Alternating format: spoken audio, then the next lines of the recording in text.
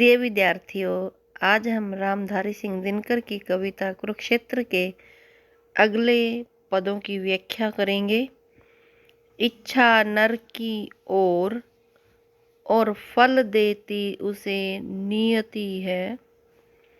मनुष्य कामना कुछ और करता है और भाग्य उसे कुछ और ही फल दे देता है। फलता विष पीयूष वृक्ष में, अमृत रूपी वृक्ष में विष रूपी फल मिल जाता है। अकथ प्रकृति की गति है।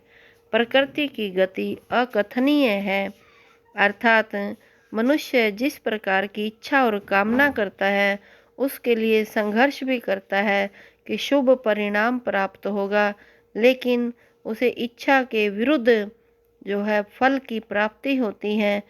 प्रकृति की यह गति जो है बड़ी रहस्यमयी है। हे युधिष्ठिर, ऐसा भीष्म पितामह युधिष्ठिर को कहते हैं। भीष्म पितामह युधिष्ठिर को युद्ध के कारणों के बारे में बताते हुए कहते हैं कि तुम्हें बना सम्राट देश का राजसूय के द्वारा, केशव ने था ऐक्य सृजन का उचित उपाय विचारा। श्री कृष्ण ने तो तुमसे राजसूय यज्ञ करवाकर देश का एक छत्र सम्राट बनाकर देश में एकता स्थापित करने का उचित उपाय सोचा था, लेकिन लोगों ने इसे कुछ और ही समझा, जिसकी वजह से युद्ध हुआ। यानी राजसूय यज्ञ भी कहीं न कहीं युद्ध का कारण बना। सो परिणाम और कुछ निकला, भड़की आग भुवन में। उस राजसूय यज्ञ का परिणाम कुछ और ही निकला और सारे भवन में आग सी भड़क उठी। यानी सारे संसार में लोग जो हैं ईर्ष्या के कारण जलने लगे। द्वेष अंकुरित हुआ।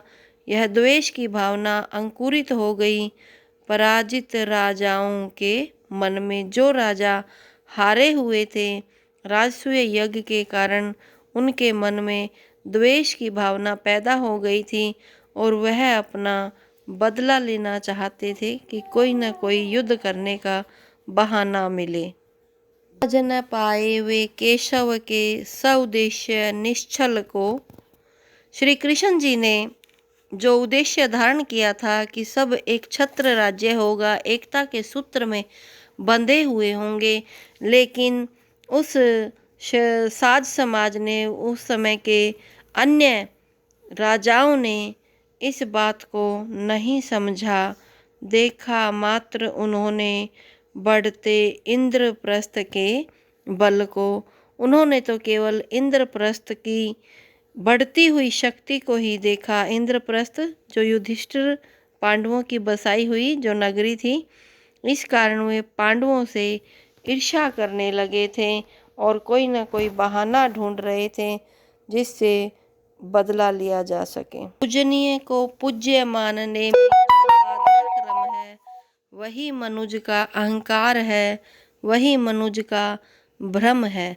भीष्म पितामह पांडवों की बढ़ती हुई शक्ति का उल्लेख करते हुए और श्री कृष्ण जी की आरती उतारे जाने के बारे में कहते हैं कि पूजनीय श्री कृष्ण जी हैं। उनको पूज्य मानने में, पूजने के योग्य मानने में जो रुकावट और बाधाएं हैं, वो बाधाएं क्यों हैं? वही मनुज का अहंकार है, वह मनुष्य का अहंकार है जो बाधा बन रहा है। वही मनुष्य का भ्रम है, अर्थात जो व्यक्ति श्री कृष्ण जी को पूजनीय मानने से सहमत नहीं हैं, वो अहंकारी वृत्ति के हैं, उनमें भ्रम है। वह उस व्यक्ति को साधारण व्यक्ति ही समझते हैं, कोई अच्छा बुद्धिजीवी व्यक्ति नहीं।